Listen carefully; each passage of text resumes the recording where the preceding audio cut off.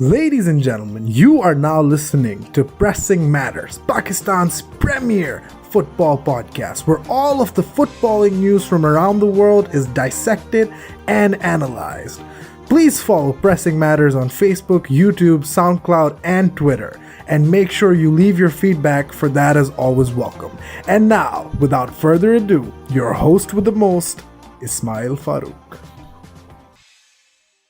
This is Pressing Matters. आज मेरे साथ Shanawar as usual and Shayan as well, making a return after a long time. We publish weekly episodes and post them on YouTube, Facebook and SoundCloud. You can check them out according to your preference. Please listen to them and thank you as always for your support. Football की तरफ चलते हैं. We saw one of the matches of the season in terms of importance in the German Bundesliga Saturday को, और Bayern और Dortmund के खिलाफ जो मैच था उसका कॉन्टेक्स्ट अगर थोड़ा सा अब दे दें, वो ये था कि before the winter break in the Bundesliga Dortmund were running away with the league. They had more than 10 points above, they were more than 10 points above Bayern Munich, who were faltering, और निको कोवाच के ऊपर काफ़ी pressure था. उसके बाद ये हुआ, जब से विंटर ब्रेक ख़त्म हुई है तो डॉर्टमुंड ने फॉल्टर किया और बायर्न की काफ़ी अच्छा फॉर्म था इन द लीग, और वो कंसेक्यूटिव विंस के साथ अब उनके मैच से पहले they were only 2 points behind Dortmund. And this was a crunch match in the Bundesliga because this would ultimately be one of the deciding factors in the title race. और शनावर, जब match इतनी buildup के बाद एक title challenge का जो match था, it did not look like two title challenges together, it looked boys versus men. First of all तो मतलब जो स्कोर है, आई थिंक वो जो स्कोर है वो जस्टिफाई भी नहीं करता, क्योंकि आई थिंक बायर्न के और ज़्यादा गोल्स होने चाहिए थे. अगर आप मैच देखिए, लेवेंडोव्स्की ने बहुत आसान चांसेस भी मिस किए, तो I think it could easily could have been मतलब 8 या 9, ऐसा मसला नहीं था. और प्लस ये था कि डॉर्टमुंड तो आई डोंट रिमेंबर कि क्योंकि अटैक हुआ भी हो. आप देखिए उनके 4 शॉट्स हैं और just the one on the post शुरू में और 1 ऑन टारगेट है, तो मतलब दे वर रिडिकुलस. और बायर्न के बहुत अच्छे होने के अलावा भी डॉर्टमुंड थी नहीं गेम के अंदर. लेकिन उसके अलावा ये है कि बायर्न को क्रेडिट देना पड़ेगा, स्पेशली हावी मार्टिनेज जो उस मैच में खेला है. उसमें सिर्फ गोल नहीं स्कोर किया, लेकिन उसने जो अपनी गेम चेंज किया, आई थिंक इट वाज ब्रिलियंट. उसके अलावा ये है कि डॉर्टमुंड से मतलब बहुत ज़्यादा एक्सपेक्टेशंस थी, क्योंकि मतलब वो इजीली जर्मन बुंडेसलीगा की बेस्ट फुटबॉल खेल रही थी, और उनके मैनेजर है फैब्रे जो है वो बहुत अच्छे मैनेजर है. एक्साइटिंग फुटबॉल खेलते हैं, और सैंचो रोस वगैरह मतलब बहुत अच्छी. मतलब कि I think a lot of the neutrals were rooting for Dortmund, लेकिन ऑब्वियसली बायर्न की मोनोपोली है. मतलब it wasn't one sided, it looked like कि जो है डॉर्टमुंड शायद रेलेगेशन जोन में है, इतना बुरा वो खेल रही थी. तो मतलब बस बायर्न डोमिनेटेड कंप्लीटली. तो I think you're right in the fact that the scoreline or the performances didn't justify the occasion or Dortmund's own standing in the league. और I think एक चीज़ जो हमने नोटिस की थी वो उनकी, क्योंकि सबसे बड़ी फ्रस्ट्रेशन ये थी कि it wasn't that they were outplayed, they were playing well and they were outplayed. It was कि they gifted goals. एक जो ज़ैगडू ने लेवेंडोव्स्की को सीधा पास दे दिया था, सिंपल एरर था. ब्रिलियंट फिनिश वैसे. That was a great composed finish. उसके अलावा जो सेट उनके क्रॉसेस से तो इनसे डिफेंड नहीं होता कुछ. लेकिन वो आई थिंक मतलब सॉरी मैं कटिंग कर रहा हूं, लेकिन उस पे आपको थागो को भी बहुत ज्यादा वो देना पड़ेगा क्रेडिट, क्योंकि वो हिज डिलीवरीज वर अमेजिंग. बहुत सारी डिलीवरीज थी, क्योंकि वो हमल्स के भी आप देख लें उसकी बहुत अमेजिंग नहीं था, उसके बस डायरेक्टली उसके पास आई थी, तो बहुत अमेजिंग डिलीवरीज थी. One thing that I did notice was Dortmund को देख के was कि after the winter break, this Dortmund side has reminded me a lot of Brendan Rodgers Liverpool, in the sense के 2-3 वजह हैं कि set pieces पे बिल्कुल ही फारिग हैं इनसे. If you put the ball in the box, they will suffer. दूसरा कि their main game plan revolves around the idea you score 2, we'll score 3, and the problem with that is that ये sustainable नहीं होता, और वो आपको नज़र आ रहा है कि उनकी sloppy goals जो वो इधर उधर देते हैं उसकी वजह से German title race में फ़र्क पड़ रहा है. यार Ali, what about the title race? Do you think that such a result will not only have and obviously it had an impact on the points, but will it have an impact on the psychology of the league challenge? So before we move on to this match, इससे पहले मैं अभी इनकी form table वगैरह देख रहा था, तो like Bayern have won their last 12 matches out of 14, and like Dortmund का record since the winter break, as you mentioned, is like poor. उनके कोई even the Champions League में उनकी defeats थी, और they have thrown away leads in the league as well. एक match I think Hanover के खिलाफ drew 3-3 in the end, और like इनकी like I think 3-4 victories in the last 7-8 matches. So like ये बहुत बड़ी बात है और लाइक ऑब्वियसली 5-0 का इम्पैक्ट तो they have like overtaken them in the league as well और लाइक 1 पॉइंट का भी इनका है और गोल डिफरेंस भी इन्होंने बहुत मेजर स्विंग है because it's like 10 goal swing 5-0 इनकी तरफ से तो उनका 5 कम हुआ तो like it's essentially a 2 point lead और लाइक अगर आगे के फिक्सचर्स को देखने जाएं तो रिलेटिवली दोनों के मुश्किल मैचेस हैं Dortmund have to play I think Schalke जो उनकी डार्बी होती है which is a very big match for them और Bayern have to play Leipzig away and Frankfurt जो कि दोनों बहुत फॉर्म टीम्स हैं फ्रैंकफर्ट हैव वन अपनी पिछली 5 मैच जीते हैं तो लाइक ये बहुत बहुत बड़ी विक्ट्री थी बायर्न के लिए और I don't see the title going away from the Bavaria. Okay, that's a big call. अभी सही said और बायर्न को दे दिया. I think एक जो फैक्टर है जिसकी वजह से मैं भी बायर्न को I will be more leaning towards Bayern more is not only Dortmund's form but the psychology of this result on Dortmund. एक आपने इतने बड़े मैच में you have been absolutely destroyed by your main title challenge. I think this will not only spur Bayern on a lot in the remaining fixtures but it will also be a big challenge for Dortmund to recover from this. वैसे ये है कि मतलब अभी भी Dortmund के पास मतलब बहुत अच्छा चांस है 1 पॉइंट का डिफरेंस है सिर्फ प्लस ये है कि बायर्न ने भी लाइप्जिग को खेलना है और लाइप्जिग बहुत डेंजरस टीम है हमें पता है तो I think it's still in the balance मतलब और स्पेशली क्योंकि बायर्न इस season they haven't been really मतलब रियली गुड जो सच बात है मतलब they have bottled chances as well they have bottled matches as well तो बायर्न के ऊपर मतलब this Bayern you can't rely on तो मतलब ये है कि I still think it's in the balance बस डॉर्टमुंड के देखने को किस तरह बाउंस बैक करती है and if they bounce back in style तो may be another thing to mention here is कि like Dortmund की जो experience है in the title run-in Bayern के पास वो भी बहुत बड़ी advantage है like they have seasoned campaigners like जो इनकी पूरी टीम है पीछे नॉयर से लेके Hummels Alaba Lewandowski Müller Martinez Thiago वगैरह तो like they have a few figures there लेकिन for Dortmund मतलब जो उनकी starting में होता है you can only point at Burki Piszczek and maybe Royce who मतलब इसी को season में वो भी नहीं present रहा तो like he is their senior most player so like this would count a lot in the run-in too.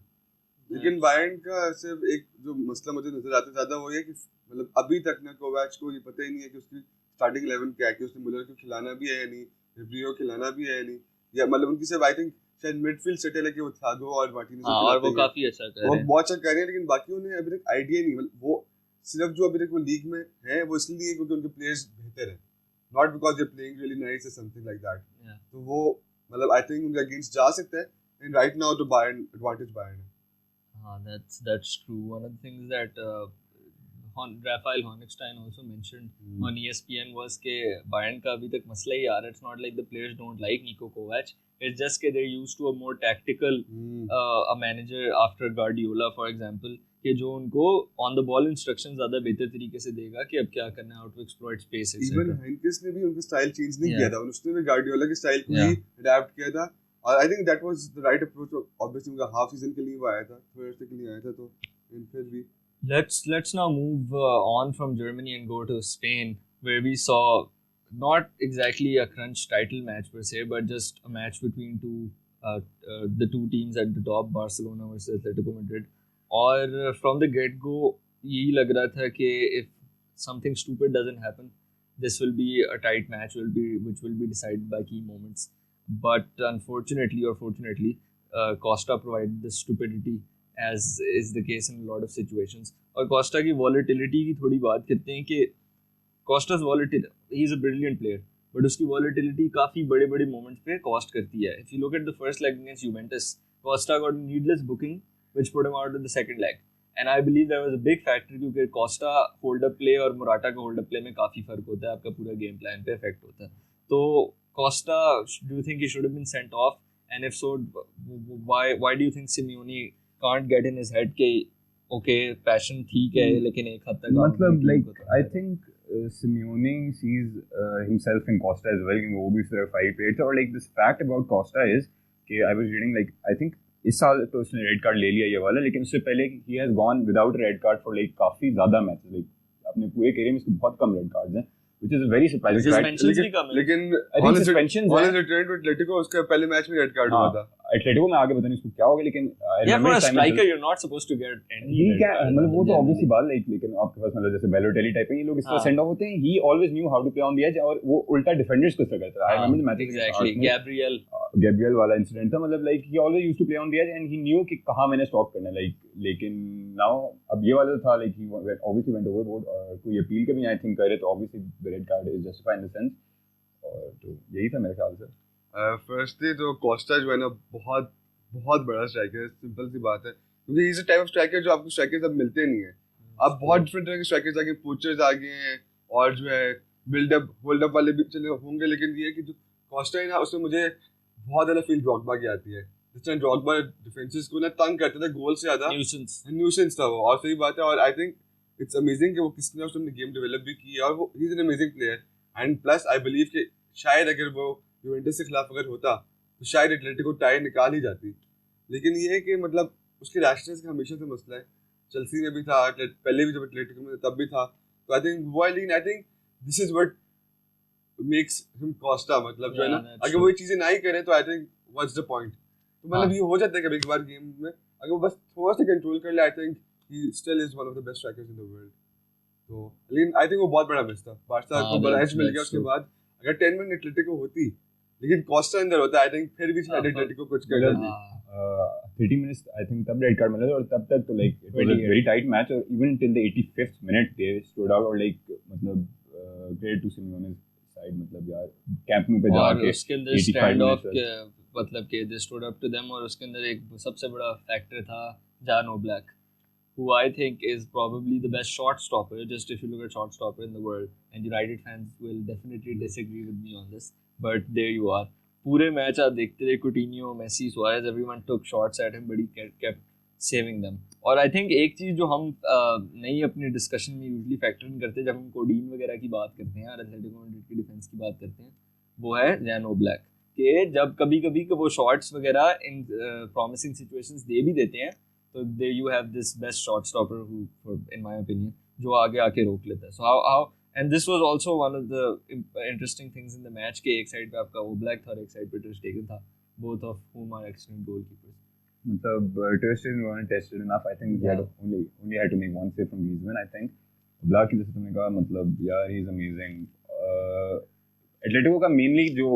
Game plan वही होता है कि लाइक बॉक्स में जो है शॉट्स ना लेने दें, अगर कोई लेता भी है तो लाइक आउटसाइड द बॉक्स, ऐसे मेसी ने ट्राई की, लाइक उनका मेजॉरिटी यही होता था कि 18 यार्ड बॉक्स के इन एंड अराउंड मतलब शॉट्स लेते थे, और लाइक वहाँ से ओब्लैक को बीट करना इज मिराकुलस, और जो कि सुआरेज ने जैसे फिर एंड में बीट किया, वो भी लाइक मतलब कोई कीपर नहीं वो रोक सकता, मेरा जहाँ तक ख्याल है, मतलब जो एंगल आपने उसको देखा कर्ल का। स्पीकिंग ऑफ सुआरेज, शनो, आई थिंक बारसा जैसे मर्जी परफॉर्म करती रही एक दो सीजन से वालवर्डे के अंदर, एक चीज़ जो कांस्टेंट है वो है the curious case of Luis Suarez, कि उसका ओवरऑल प्ले जो है वो डिग्रेड होता जा रहा है, he has become overweight, he is not as mobile as used to, but at the same time वो एक वर्ल्ड क्लास क्वालिटी उसमें अभी भी है, जो पिछले 2-3 मैचेस में आपने देखा है कि वो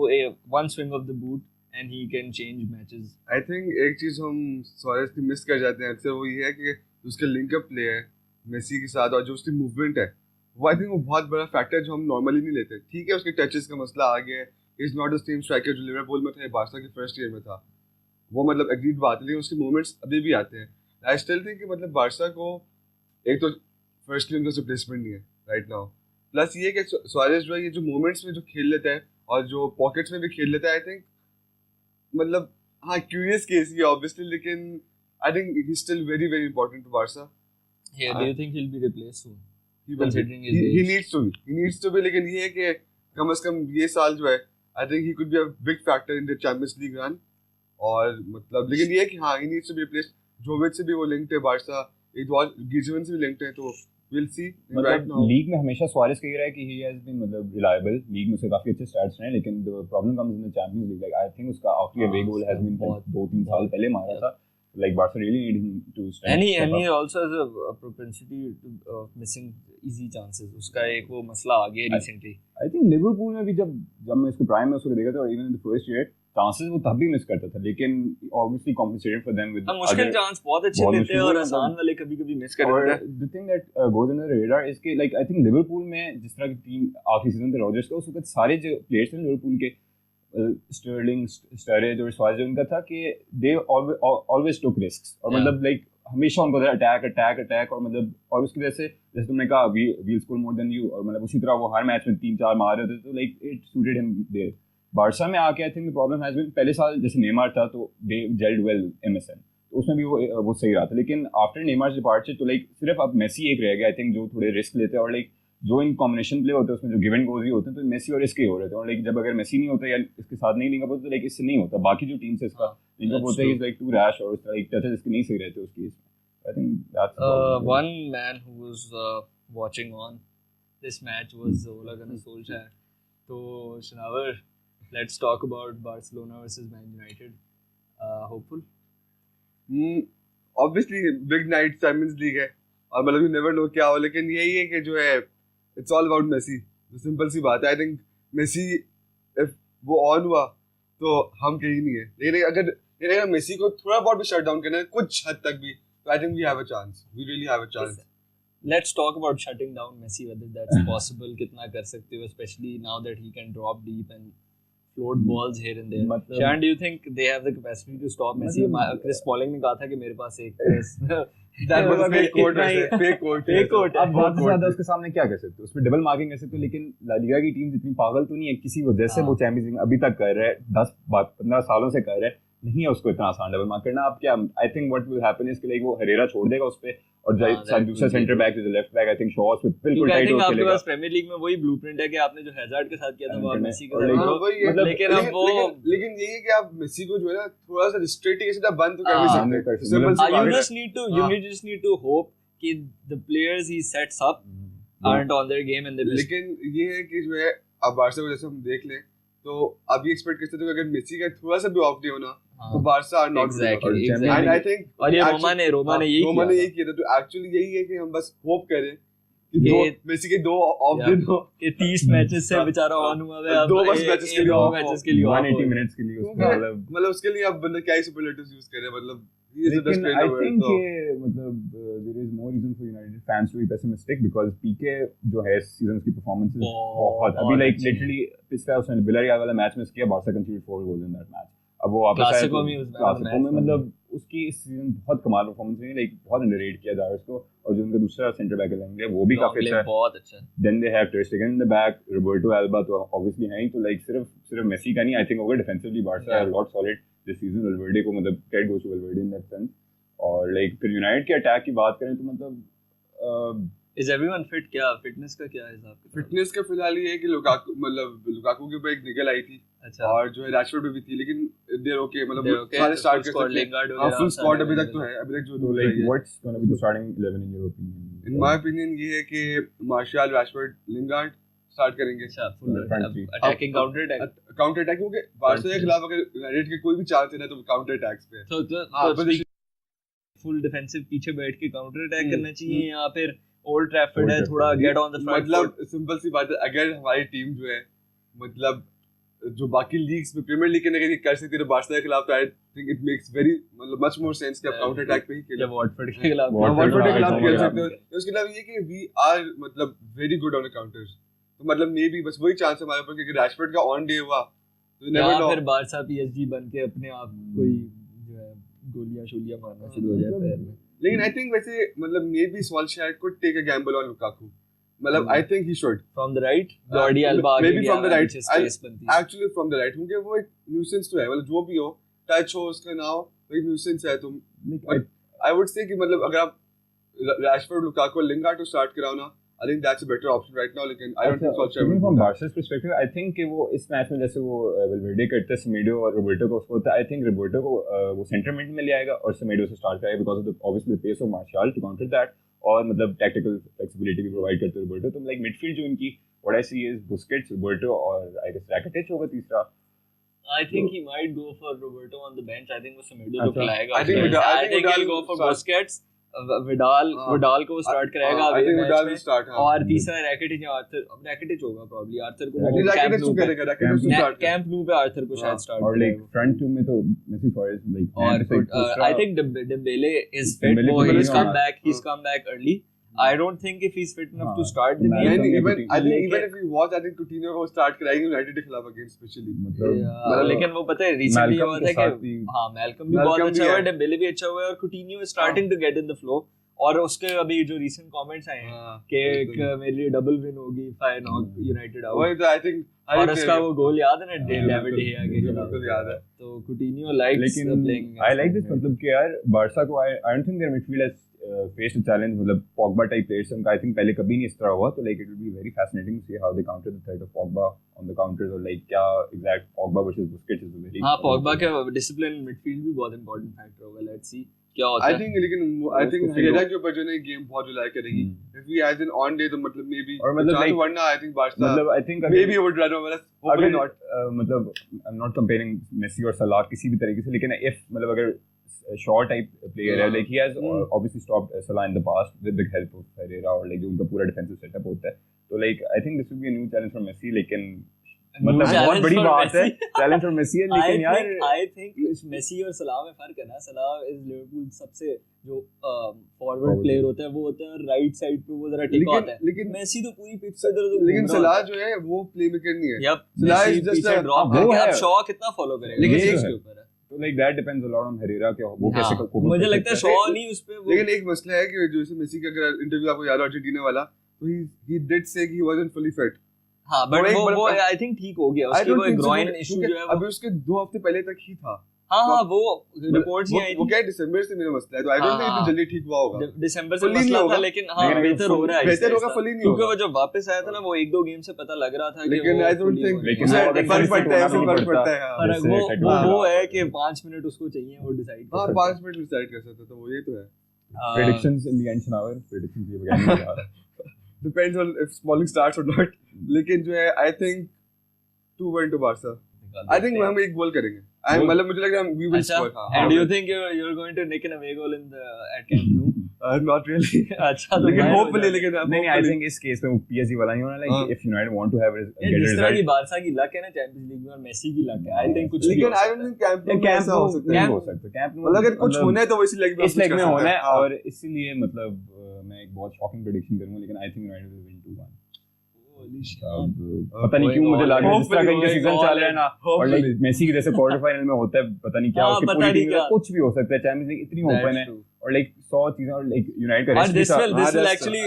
be consistent with the current trend this season in the champions league, सारी बड़ी टीमें बस यूनाइटेड अगर आई थिंक यूनाइटेड बारसा में आते अपसेट तो नहीं होगा यार इसी बात पे हम आगे स्पेन से इटली की तरफ चलते हैं, and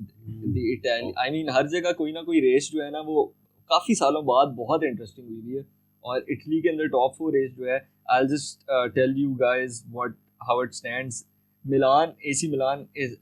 is in 4th with 52 points, Atlanta is in 5th with 52 points, उसके बाद Roma are in 6th with 51, Lazio are in 7th with 49 with a game in hand, so they could go up to 52 if they win that. Torino are in 8th with 49. So that's basically 4 or 5 teams that could potentially come forth and get in the Champions League, which is incredible. मतलब अब inter थोड़े time पहले they were dragged back into the top 4 race, लेकिन they still have made some, हाँ लेकिन उन्होंने फिर कोई अच्छे रिजल्ट निकाल के दिया 5 points के एटलांटा, लेकिन there is a caveat here कि इंटर के जो फिक्सचर्स हैं, तो मतलब they have to play Napoli, they have to play Juventus, और they also have to play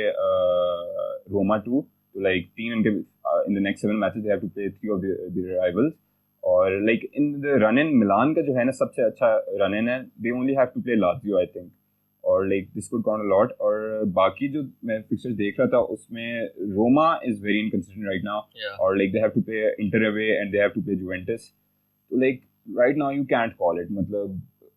इस तरह का सीरिया आ रहा है कि ऊपर नीचे, और लाइक एटलांटा का जो उनका स्ट्राइकर क्या नाम है उसका, ज़पाटा, तो लाइक उसकी फॉर्म में बहुत डिपेंड करता है, और बीच में अभी इनकी एक और चीज़ जो है वो इनके जो फिक्सचर्स हैं वो वाले कोपा इटालिया वाले, उसमें मिलान और एटलांटा आई थिंक इस वाली रेस में से रह गई हैं, और बाकी 2 टीम्स आई डोंट रिमेंबर, तो Milan Lazio, Inter I think बाहर हो गई, मिलान लाज़ियो है आई थिंक, हाँ Milan Lazio is in the Coppa Italia, वो भी अगले हफ्ते द नेक्स्ट वीक उससे आ रहा है, मिलान लाज़ियो फर्स्ट लेग नहीं मिलती, तो लाइक उसका भी है, तो मतलब it sets up for a fascinating finish in the top 4. Yeah, one thing that Shanawar I saw was कि Lazio has a very important role to play in this race, not only for obviously themselves but also for the others, क्योंकि अभी उनके इन सब में से सबसे ज़्यादा match है with their top 4 rivals. उनका obviously मिलान लाटजियो अभी शनावर ने कहा था वो तो है ही है. उसके अलावा उनके बाद they also have Milan लाटजियो in the league which is the next match. उसके बाद लाटजियो एटलांटा भी है और लाटजियो टोरिनो जो है वो last match of the season है. तो आई थिंक ये 3-4 मैच हैं जो not only will impact Lazio's position itself but also the position of those around them. I think जो मुझे अभी तक नजर आ रहे हैं पिछली मतलब जो लीग जिस तरह से जा रही है, फर्स्टली तो ये है कि मिलान पिछले 4 मैचेस में से मतलब 1 पॉइंट लिया है. लेकिन I think it's between Milan and Lazio. I will tell you why. क्योंकि जो है रोमा की इनकंसिस्टेंसी बहुत ज़्यादा है. Atalanta I just don't think वो they can get over the line. क्या सस्टेनेबल नहीं है जो मुझे लगता है. मतलब अभी हैं 7 मैचेस, यू नेवर नो. सबसे अच्छा फॉर्म अभी तक एटलांटा का है. लेकिन आई डोंट थिंक उनके भी लाजियो से मैच रहता है. लेकिन जो सबसे बड़ा मैच होगा वो मिलान लाजियो ही है. और if Lazio gets a win over there and they still have a game in hand, may be they have a chance. तो may be Lazio has, as you said, usual to play. One thing that's for sure is कि सारे inconsistent तो सारे ही हैं, लेकिन उनमें सबसे ज़्यादा inconsistent I think अभी रोमा चल रहा है. The recent matches, I think it's all linked to not only the sacking of Eusebio but also Monchi and how he's gone और वो सारी recruitment वाला issue. तो काफी इंटरेस्टिंग ये रेस होगी. They haven't settled तो मतलब इसलिए जो है ना. हाँ, एक दो प्लेयर वो क्या नाम है उसका, ज़ैनियोलो. ज़ैनियोलो इज अ ग्रेट प्लेयर. लेकिन उसके अलावा आप अगर मेन प्लेयर्स अपने सलाह, आपका कीपर एलिसन चला जाता है और नाइंगुलान चला जाता है. आई थिंक उनकी अभी भी डिसेंट स्क्वाड है, ऐसा नहीं है. लेकिन I just think they under. I think expectations बहुत ज्यादा थी. तो last season they were amazing. मतलब उन्होंने बार्सा को हराया और मतलब सीरी आ में आई थिंक वो सेकंड थर्ड थे. आई थिंक हां, टॉप 4 में. तो वो काफी उनकी. I think that is a wrap for this episode. Thank you very much for listening. We really appreciate your support. If you have any feedback, please leave that in the comments on our Facebook or Twitter pages. Until next time, Allah Hafiz. Messi to bottle.